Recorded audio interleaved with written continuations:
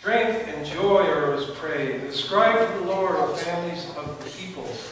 Ascribe to the Lord glory and strength. Ascribe to the Lord the glory to his name. Bring an offering and come before him. Worship the Lord in holy array. Tremble before him, all the earth. Indeed, the world is firmly established. It will not be moved. Let the heavens be glad, and let the earth rejoice. And let them say in the nations, the Lord reigns. It is wonderful to be part of the family of God, is it not? And we look forward this morning to hearing from these gentlemen and how God has touched their lives, and an opportunity for us to bless them in their ministry. And it is great to gather this morning and to sing together. And let us stand and sing as we gather in the Spirit.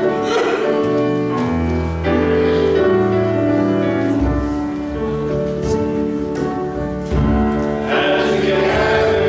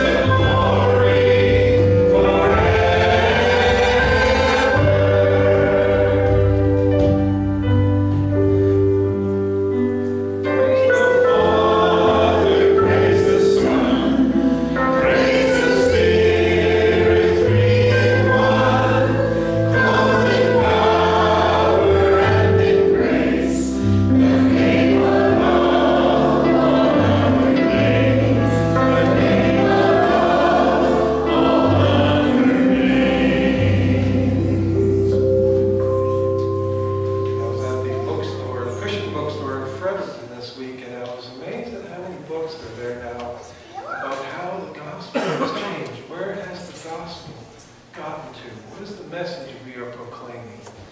And I'm thankful, as a church, we have not changed our message. Our salvation is found in Jesus Christ, in Him alone, and that will never change.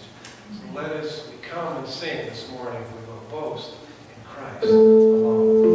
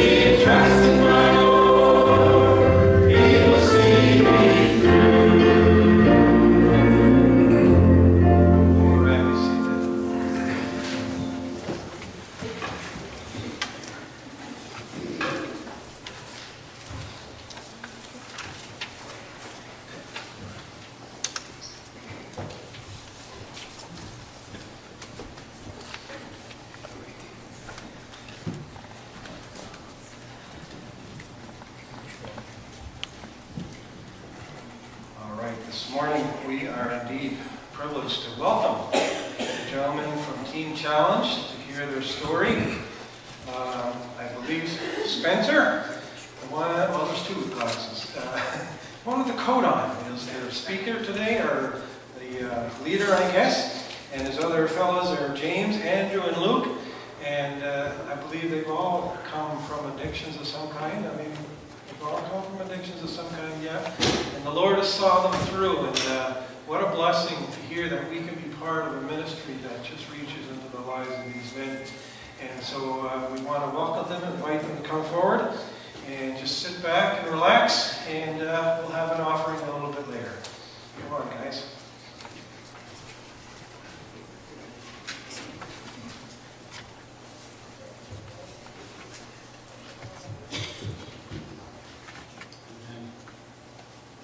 In 1958, there was a man by the name of David Wilkerson. He was the pastor of a small country church in rural Pennsylvania.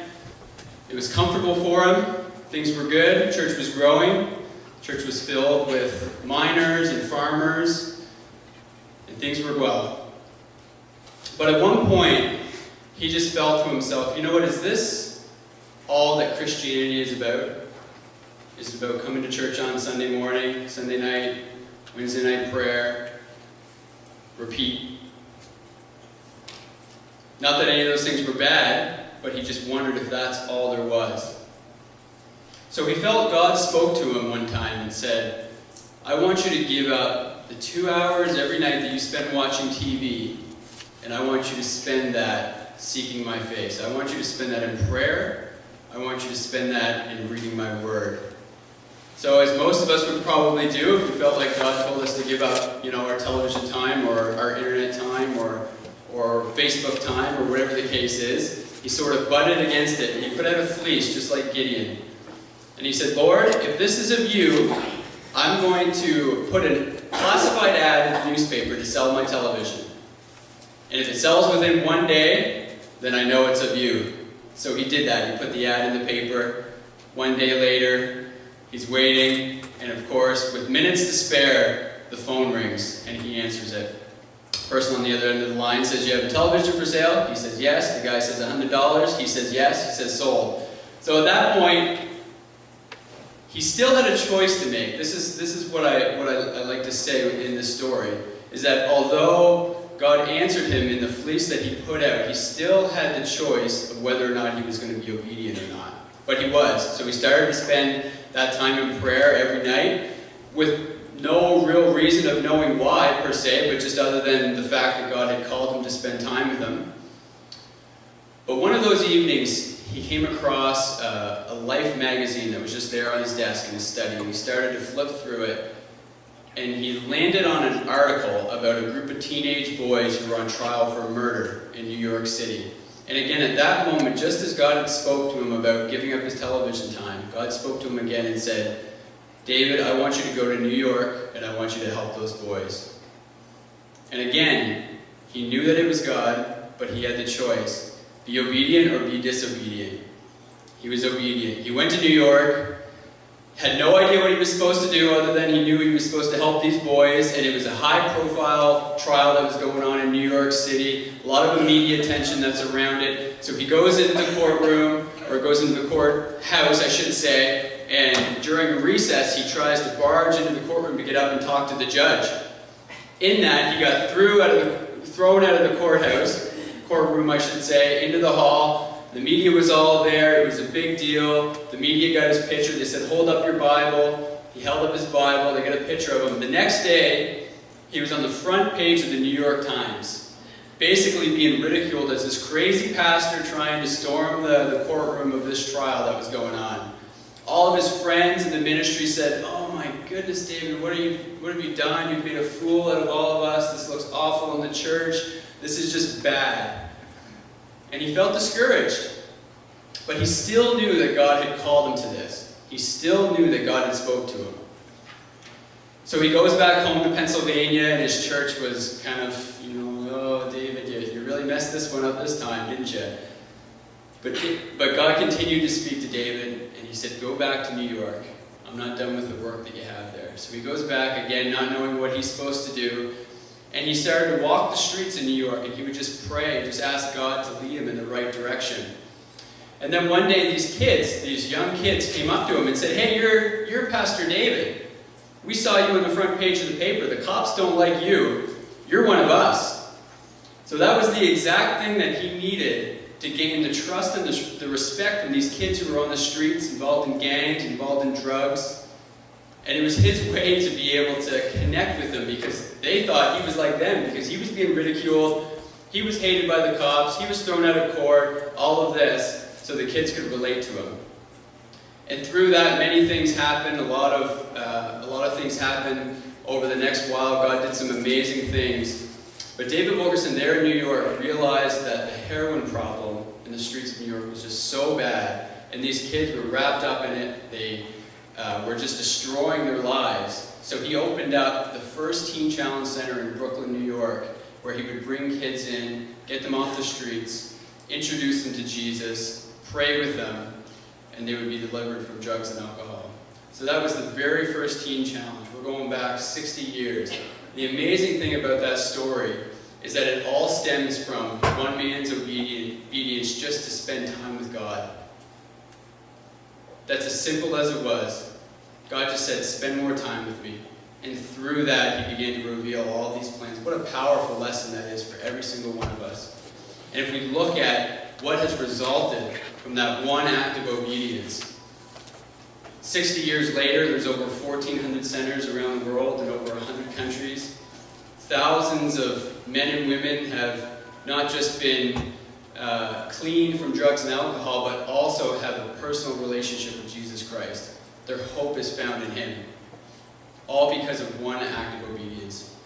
We're very fortunate here in the Maritimes to have a Teen Challenge Center. And I'll also state, Teen Challenge, that was the name of it when it started back in New York City, but it's evolved over the years, and our center currently that we have in New Brunswick, which is located just outside of Moncton, is actually for individuals 18 and above, so all ages.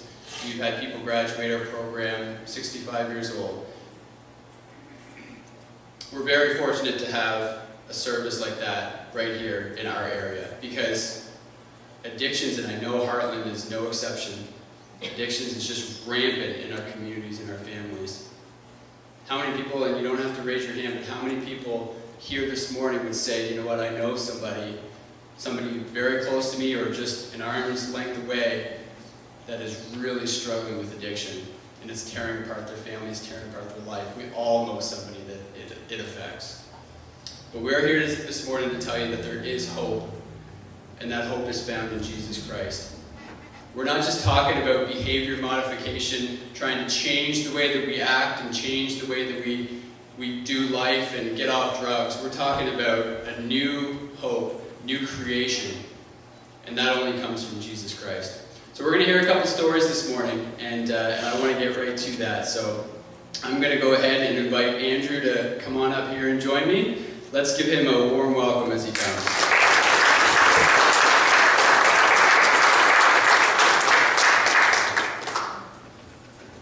Good morning. Hi, my name is Andrew. I'm 32 years old, and I'm born again of God. I'm 5.5 months sober. Life as a young child was good, except for being in and out of the hospital, often for pneumonia. I was told I was lucky to have survived. I was told my father did not want anything to do with me because I was sick, and he did not want to deal with that problem. Therefore, he was not around. As I got older, he started to come around, but he was still not a proper father. He never showed me how to do anything, like teach me how to shave. In middle school, I started to play sports, and my father never came to any of my games. When I was 12, he finally left for good and moved out west. The day he left was on September 16th, my birthday. Though my father was there for me, or was not there for me, I was very fortunate to have a loving mother who raised me and supported me. She is the best mother anyone could ever have. My addiction problem started in high school. I started smoking pot and cigarettes just to fit in. I was not the most popular person, and I was also picked on and still am sometimes today. This is one of the reasons why I started drinking. I believe now that I'm a child of God and that the bullying will only make me stronger. The enemy won't knock me down. I will fight back. I was depressed, filled with hate and anger for not having a father. I hated myself to the point that I wanted to end my life. But there was something telling me not to. There was power trying to keep me around. It was not my time. In my early 20s, I moved out west for a year to try to work and get to know my father. While I was out there, my drinking was very heavy, so I wasn't able to rebuild my relationship with my father. Also, because of my drinking, I had to move out of a few places that I was living. I ended up living out of homeless shelters for 3 or 4 months in the winter. I finally had enough and decided to move back home to New Brunswick. The next 10 years, I bounced around from job to job, apartment to apartment. During all this time, I continued to drink, and life was very difficult. One of the last times I drank before I came to Teen Challenge, I tried to kill myself. The people I was hanging around with had hurt me for the last time. Before I could finish, my roommate came in and stopped me. I still have a scar on my wrist, but I now see my scar as a reminder that I don't want to go back to that lifestyle again. After this, my mom knew something was wrong. I moved back in with her. A family member had told my mom about Teen Challenge, so she told me I should go. Finally, I agreed to go. I entered the program on April 4, 2018. I am here at Teen Challenge to be free of my addiction and to be a follower of Jesus Christ McKean. While in the program, I am learning a lot about God. I'm also learning how to be social with, which is something that I have always struggled with since being sober. I redeveloped a passion for drawing and also love listening to worship music. This year, on my birthday, I had the honor of being baptized. My mother and other family members drove to Moncton to celebrate with me. After the program, I'm planning on doing an internship and getting back into playing baseball again. Now, I am a soldier of God, fighting the good fight. I walk through the valley, but I will fear no evil. I'm always doing the Lord's work. I will always believe, and now I'm at peace. In the name of Jesus Christ, I promise to keep doing the right thing as I walk this road to salvation. Thank you.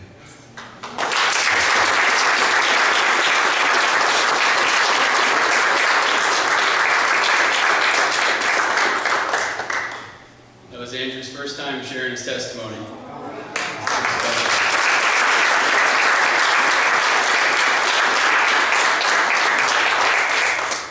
God is good. God's so good. You know, years ago, for some, just a year ago, and for others maybe more, but Sunday morning would have looked a lot different for us, every one of us here. You know, we would have been either still up from the night before, or we would have been feeling awful, just in depression, angry, just living a life of chaos. And in those times, it's so difficult to just see that there is a hope. It's so hard to see even a day ahead. And I know myself, I couldn't imagine that I'd be speaking in front of church and talking about the goodness of God, because I did not know it in my addiction. And every one of these guys would say the same. But to be able to come on a Sunday morning and to just declare what God has done in my life is so amazing. It's such a privilege. It's such a privilege. And I just pray that you would hear our hearts this morning. I pray that you would understand that God is still in the business of transforming people. and that there's not a person in our families and our communities, in and around us, there's not a person that is too far gone. You know, we read the stories in the Bible of people's lives being changed and so on, and we hear stories, we hear testimonies, but God is still doing that today. He never changes. He's never changed, ever. So if you have somebody that's close to you and you just, or maybe they're not even close to you, and you just think, like, is this person ever going to get it? Know that God's grace is sufficient for them, and to just continue to press in and pray for them. You know, we had one guy, I did the program about 10 years ago myself, and I had a good friend who did the program with me, and we became fairly close. But he had a dad who would come and visit him on visit days while we were going through the program, and we knew that he really needed the program as well, the father. And so we started to pray for him that he would make a decision, even through the example of his son, to change his life. And, you know, we prayed for him for 7 years. 7 years we prayed for him. And finally he made the decision to come to the Teen Challenge program. He finished it, he graduated it, and both son and father now live in Halifax and are living awesome Christian lives. It just goes to show, you know, we don't always understand God's timing, but we need to be diligent, we need to persevere in prayer for those that we love, because there is no one that is without hope. Hope is always there, because it's in the form of Jesus Christ. I'm going to ask Luke if Luke would come on up. Luke is going to share in what's called spoken word, which is an awesome form of poetry, and then he's going to share a little bit about his life as well. So why don't we make him feel welcome as he comes.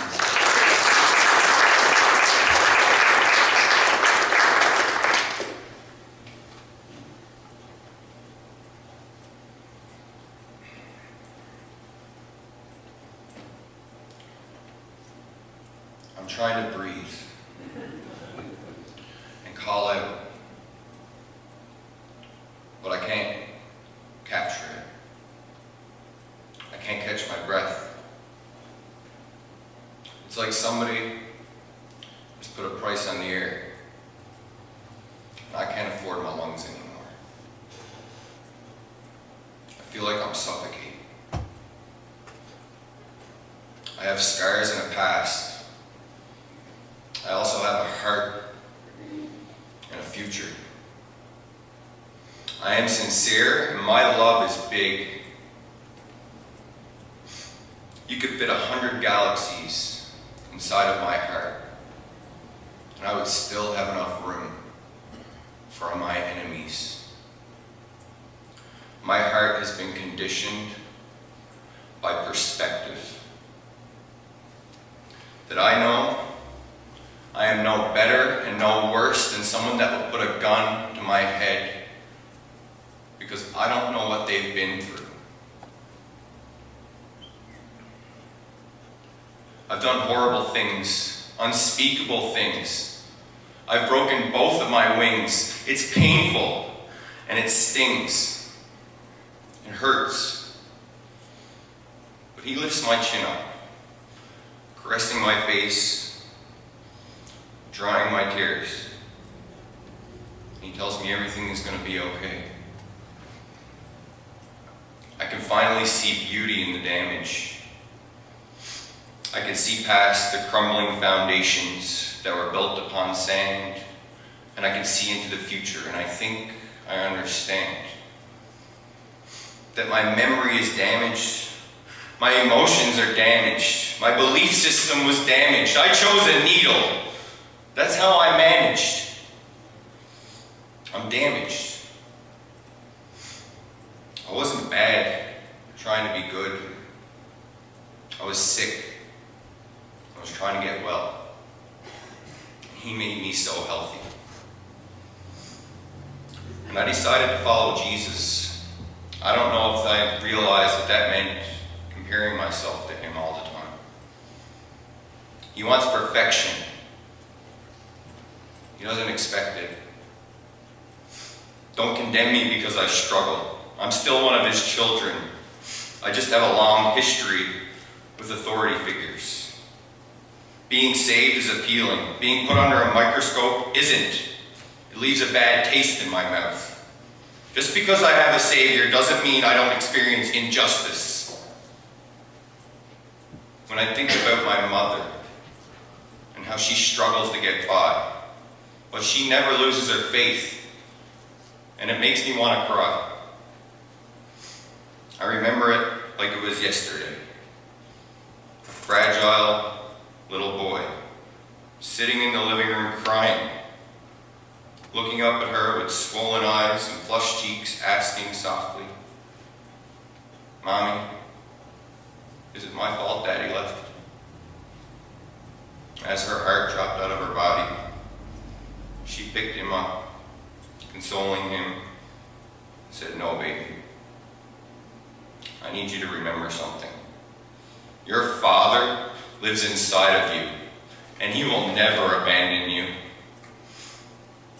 This isn't just a testimony. This is a true story about beauty. The pages are my canvas, and I'm trying to paint a beautiful picture out of my pain.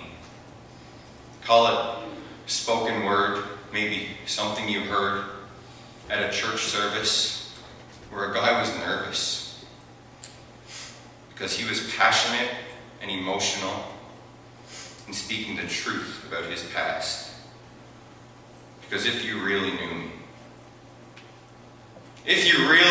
me, you'd know I wasn't a drug addict. I was an escape artist. And that kindness and love are built into my DNA. If you really knew me, you'd know I don't have to like you, but I do have to love you. Because I was made from the soil, and I've got dirt inside of me. And I'm laying it all on the line so everyone can see. I might have pain, but I'm not a victim. And I'll never be alone because I walk with Him. Pain doesn't have to be a victimizing pleasure. It's beautiful. And it can be your driving force to want to change the world. Your pain doesn't have to have a name.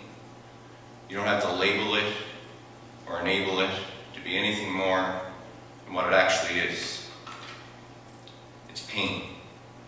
Just when you think you've had enough, you better brace yourself.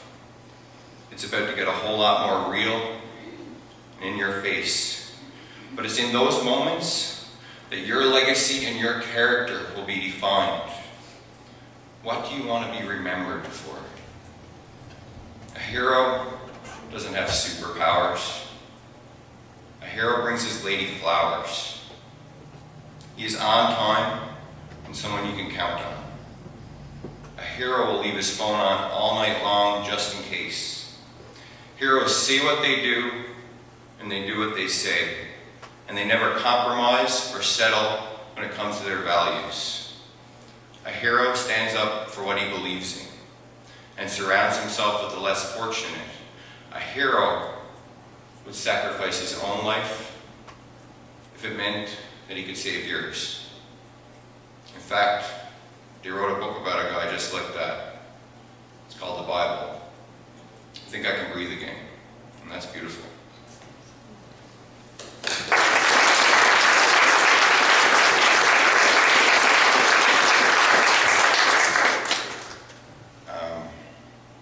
So my name's Luke Taylor, and from Newfoundland.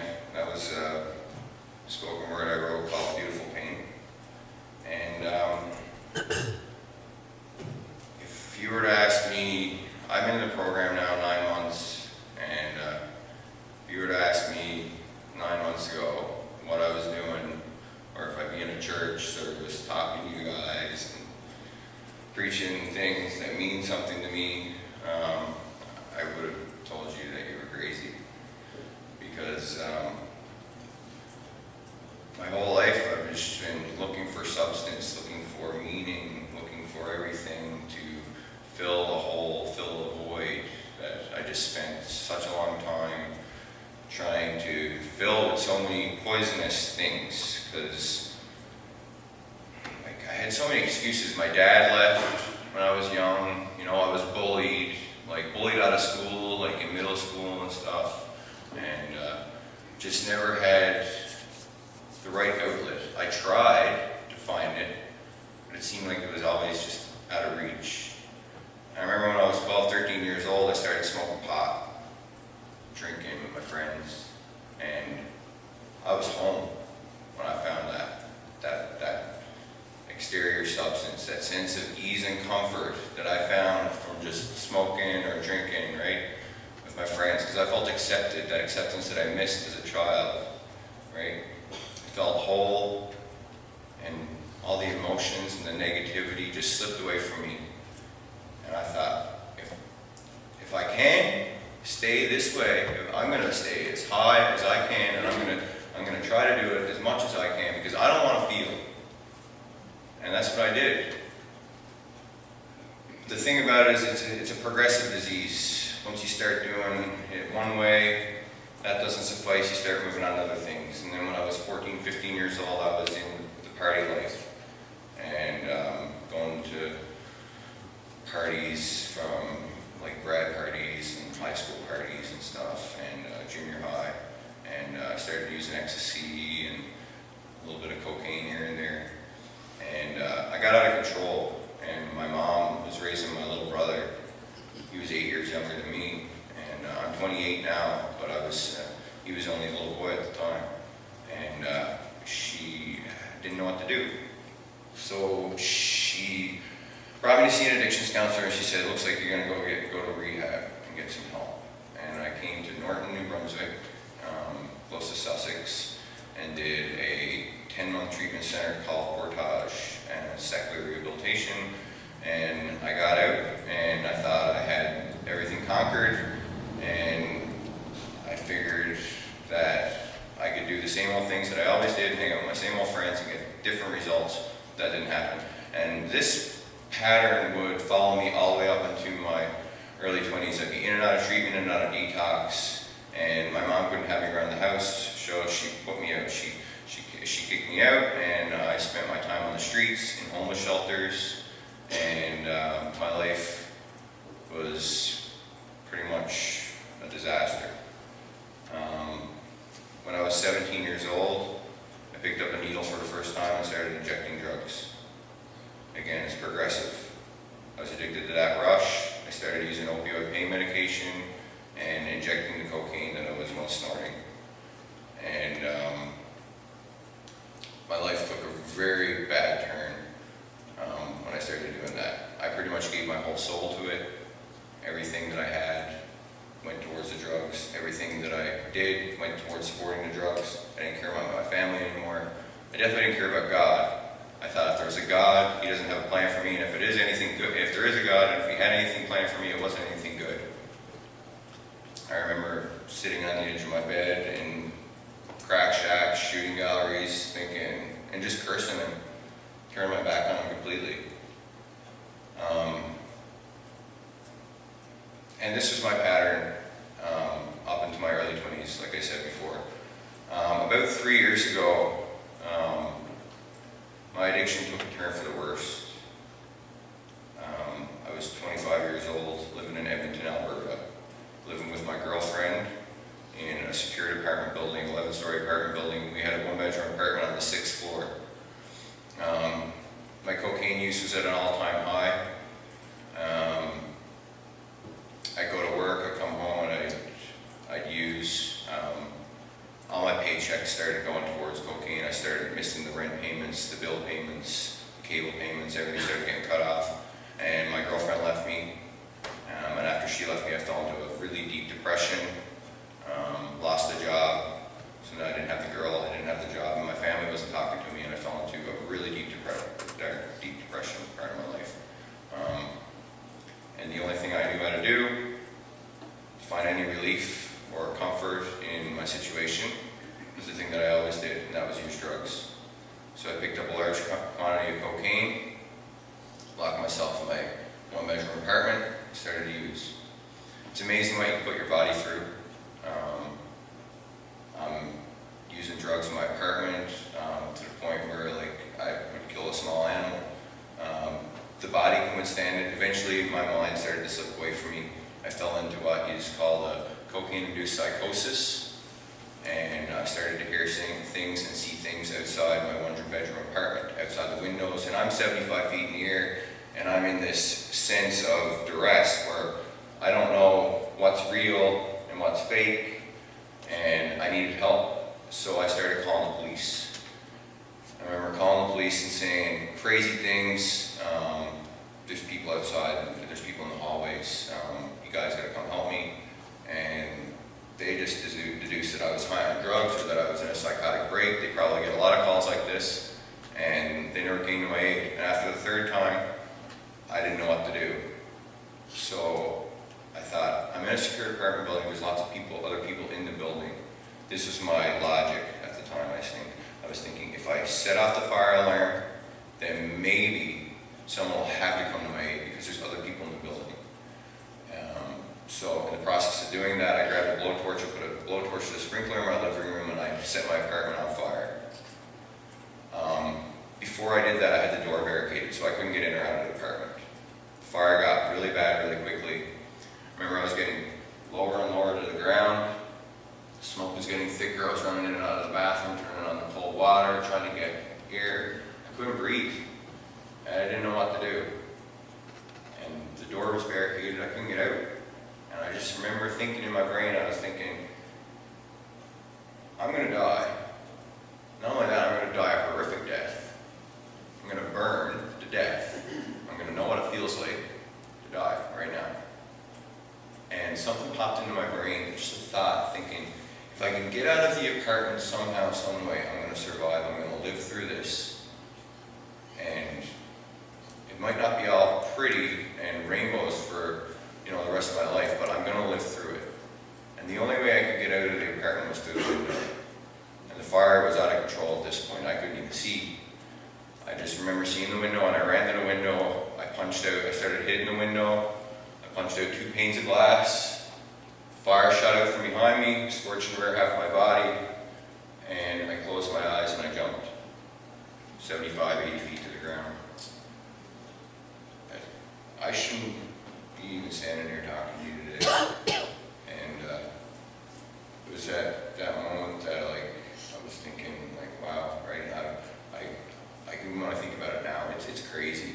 I remember I talked to my dad every now and then about the whole incident, and he went up, I'll go back, I woke up on, I opened my eyes, I was on the ground after I hit the ground. I broke all my ribs, I collapsed the lung, I shattered my humerus, I dislocated both my shoulders, broke all my fingers, I severed a tendon in my left hand. That's why my hand's a little crooked, can't really shoot with those fingers. Fractured my pelvis. Fire burned about 38% of my body. My back is skin grafts. You see the top of my neck. I was a mess, just a mess. And I remember my dad, he went to come see me in the hospital. I went to the University of Alberta Hospital, downtown Edmonton, and he'd come see me. At first, the nurses and the doctors would be asking me, who you want to call? And I was just embarrassed, right? I just didn't want to see anyone. And my dad showed up eventually, and he went up to see the apartment where I fell from. It's Luke, I was up there, and there's nothing left but couch coils on the ground, and was looking down, and it was crazy, right? And so it was a long recovery, and I'm trying to wrap it up here now to get to how I got the Teen Challenge. And it's a long, painful recovery, skin grafts, orthopedic surgeries. I had to learn to walk again. I couldn't feed myself for the longest time. I was so weak. My core was shook.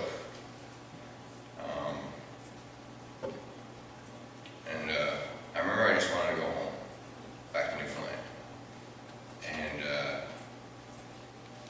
I had such a long road to recovery. My mom didn't want me to come home right away, but I wanted to come home because my dad couldn't have me there, and I didn't want to stay in Alberta because there's too much memories. So they flew me home kind of prematurely, and my mom kind of helped me nurse me back to health. And I spent about a year and a half afterwards just rehabilitating myself between outpatient therapy and wound care nurses and everything. And she mentioned to me, she said, well,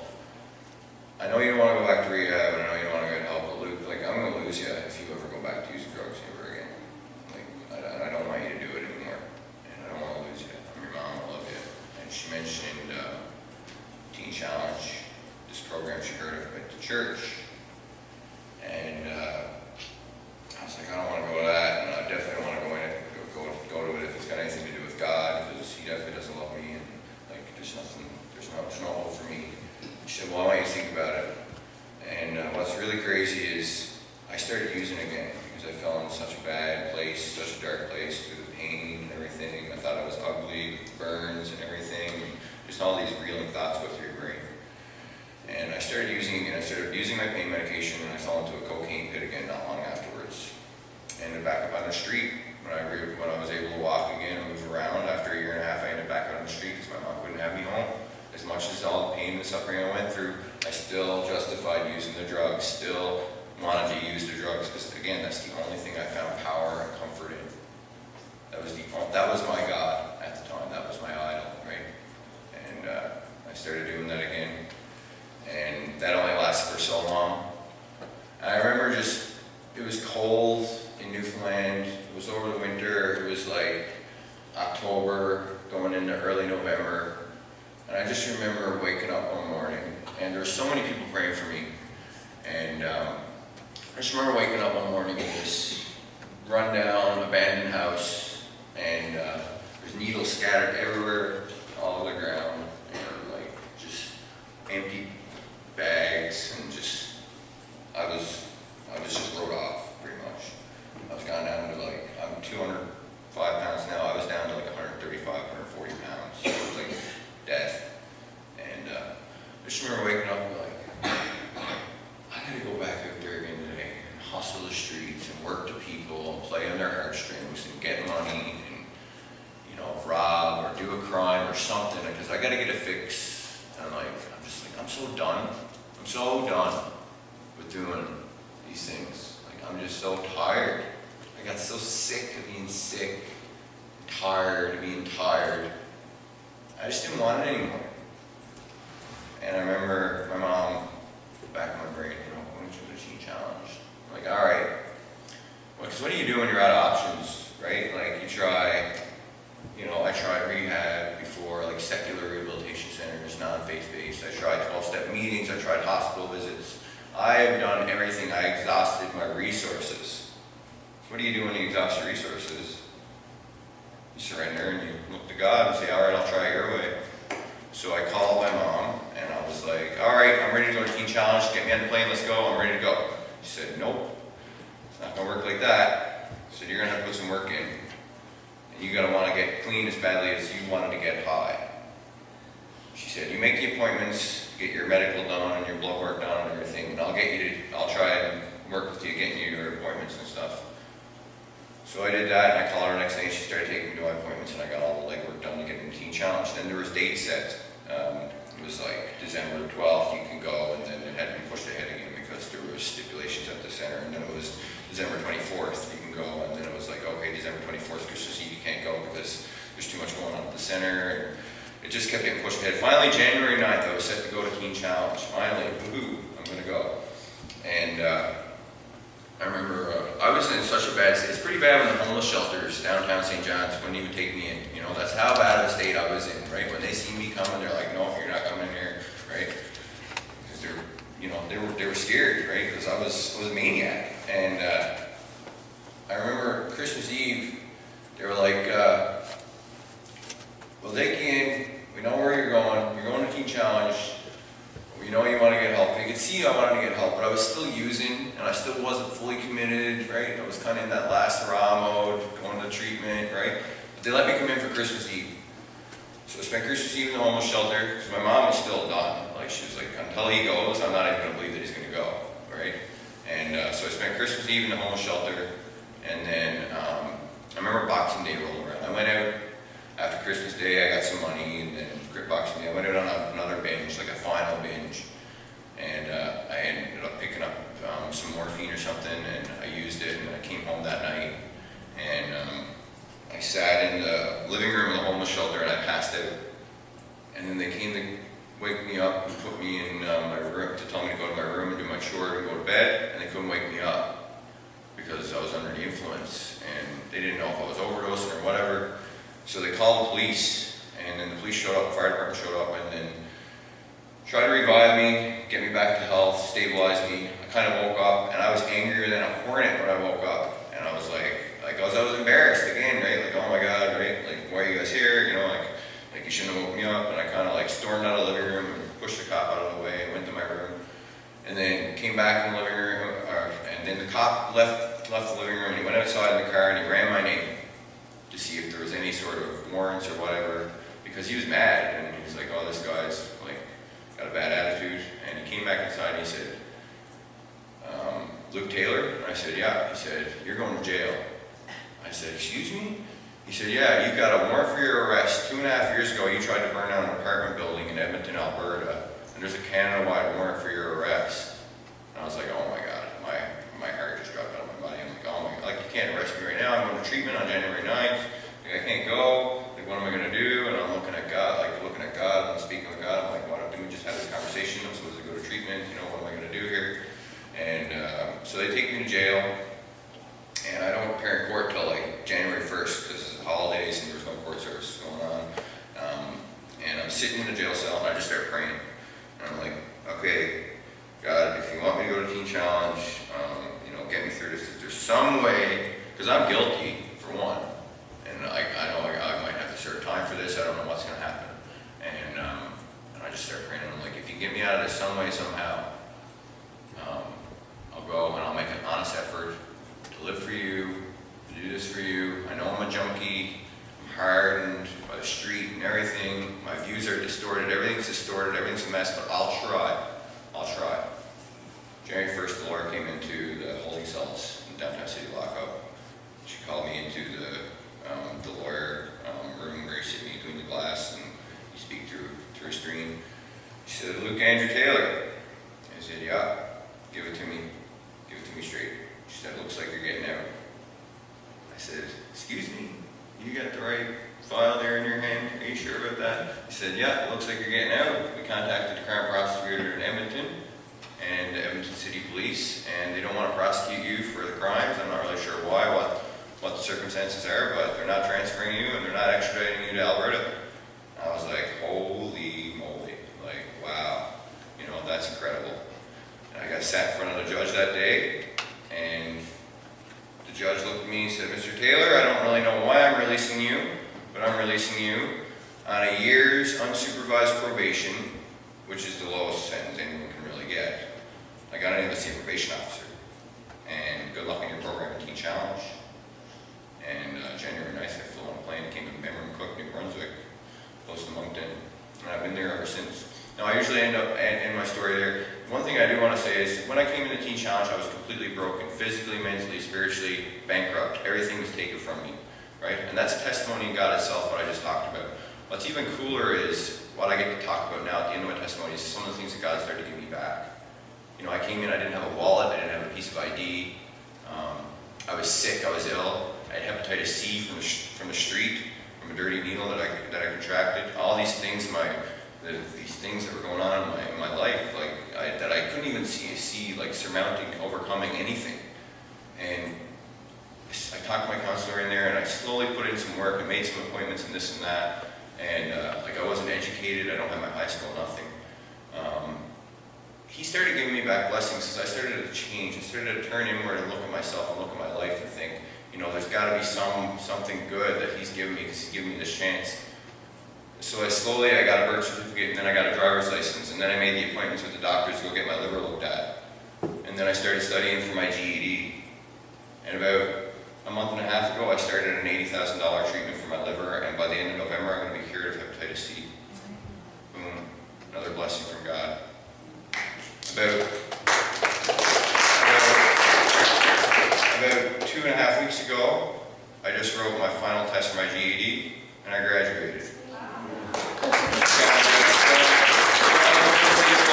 is a high school equivalency. You can't really ask for much better. I'm looking at maybe going to college or something when I've done my internship after finishing the program. He just keeps pouring out the blessings. I can't thank him enough. I can't thank you guys enough for having me here today. Anyway, that's enough out of me. Thank you.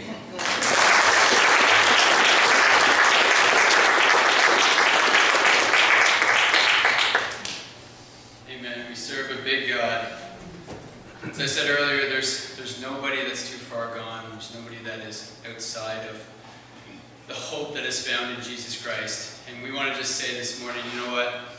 We're here representing Teen Challenge, but it's not Teen Challenge that changes people's lives. It's Jesus Christ. We just simply want to be a place where people can come and they can build a relationship with Him as He does the work within them and changes them from the inside out. And that's the beauty of it. And that's where the hope is found. So we thank you so much for your attention this morning.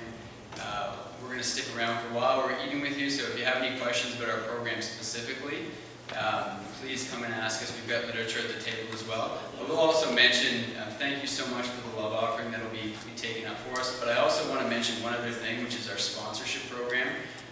You can see me after the service for details of that. What it is you can sponsor one of our students. This is one of the main ways that we fund our program. Because we're Christian-based, we're of course not funded by the government, nor do we want to charge the large expense to our students either, because it's a huge financial burden.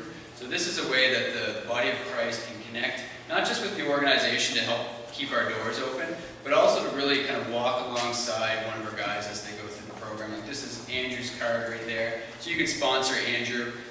It's a $40 a month donation. As Andrew goes through the program, you'll get updates from him, get an invitation to his graduation, kind of see how his progress is making. You'll get prayer requests that you can pray for things for him, and write letters to encourage him and so on. And I know for myself, when I was in the program, that was a huge part of the encouragement that I received, receiving letters and just knowing that people were out there praying for me and walking alongside me. So I just encourage you, if that's something that God's putting on your heart this morning, we of course don't want to take any support away from anybody else. There's a lot of great organizations and so on to support, but if you feel like you want to sponsor one of our guys, either Andrew or James or Luke, we've got their cards out there at the table, so you can come chat with me on that. So on that note, Pastor Dan, I'll pass things back over to you. Thanks so much. God bless.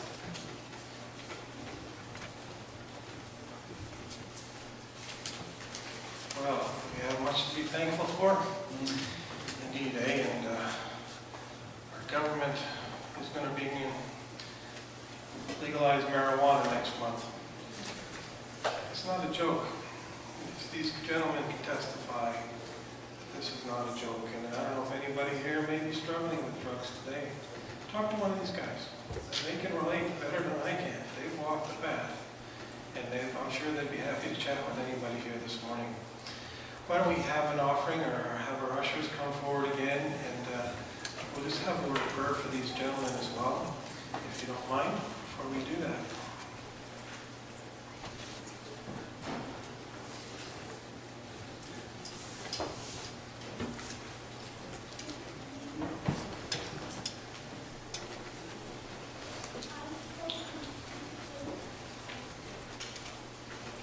All right, let's just have a word of prayer. Father, it has been a wonderful blessing to hear the way you have come into the lives of these gentlemen. And Lord, that your message is so powerful, that you love people so dearly who are so desperate, and that you can reach into their lives and change them from within. What a blessing. We pray for these gentlemen, all four of them really. I mean, relapse is happening. Pray that you would keep them strong, that you would minister to their souls every day. May you bless them in their treatments and strengthen them and get them ready to leave and be productive people in lives, and may you walk with them. And Lord, they'll have a tremendous testimony to share with people for the rest of their days. May they use this as an opportunity to glorify you in their lives. Thank you for everyone who will give unto you at this time. May you bless their work, we pray in Jesus' name. Amen.